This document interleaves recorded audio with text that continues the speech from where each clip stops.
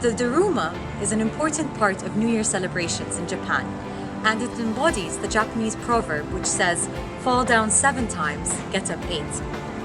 And the doll, which represents the silhouette of Bodhidharma in deep meditation, is designed so that no matter how hard or how many times it falls, it will always get back up. Now, the eyes are usually blank when you first receive them. You would paint the first eye when you set the goal, leaving the second for when the goal is achieved.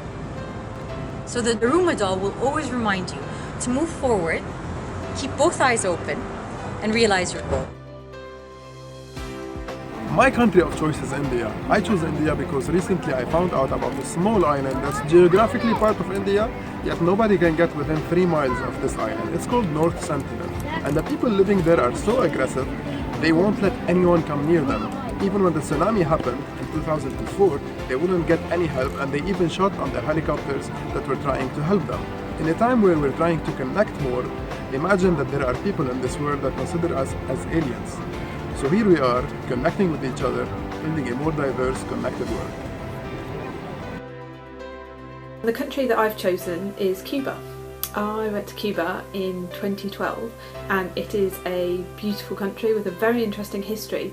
But what makes me choose it is the people that I met there. They're some of the most humble and happy and friendly people that I've ever met.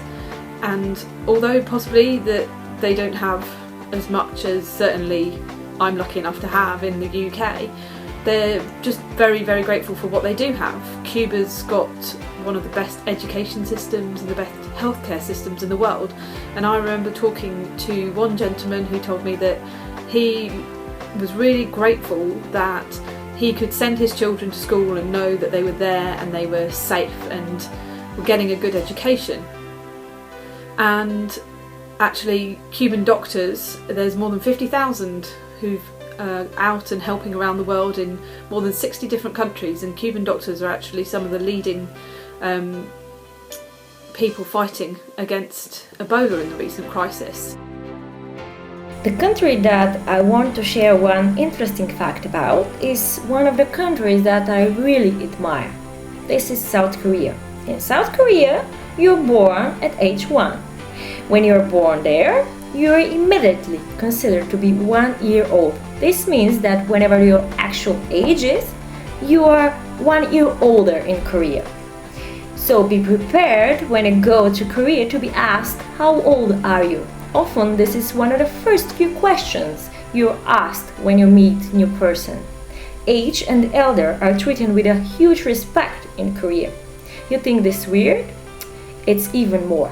All Koreans on the New Year become a year older instead of their actual birthday. So that means that if a baby is born on the 31st of December, it is 1 year old. Then on the next day, it becomes 2 years old. No wonder they live to be so much older.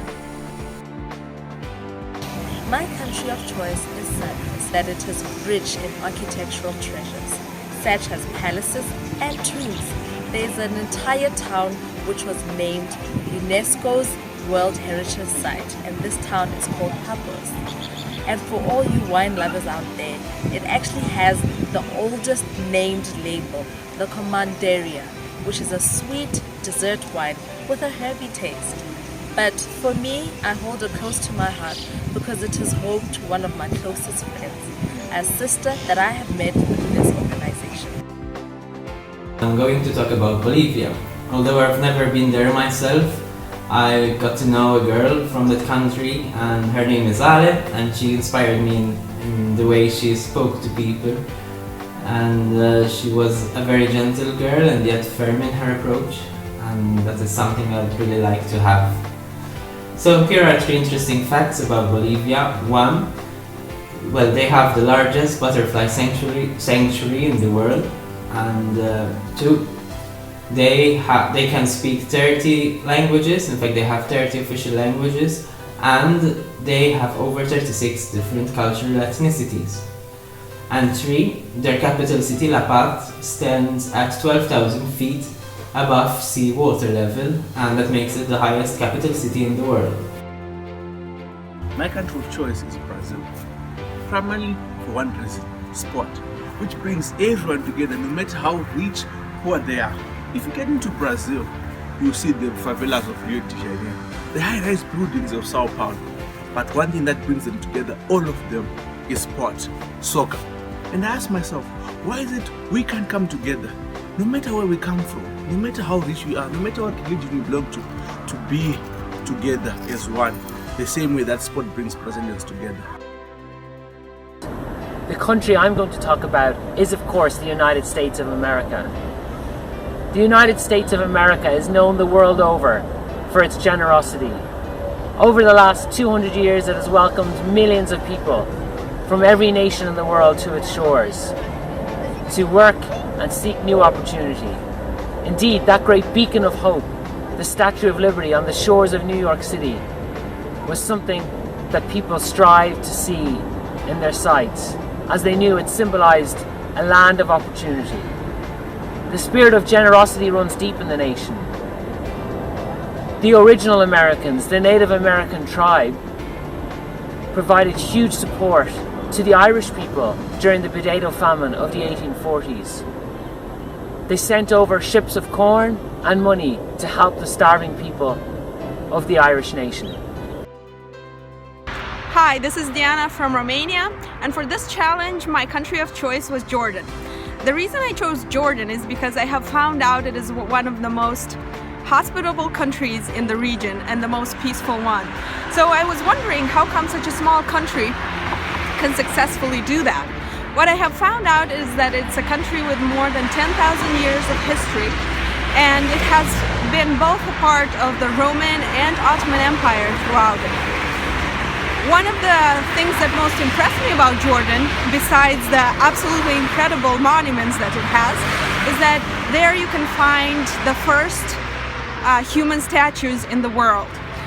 Jordan is a country that has been most accepting to all the refugees in the region, and it's given as an example both by the UN and other international organizations of how we can be inclusive and tolerant towards each other, no matter what our background or our religion is.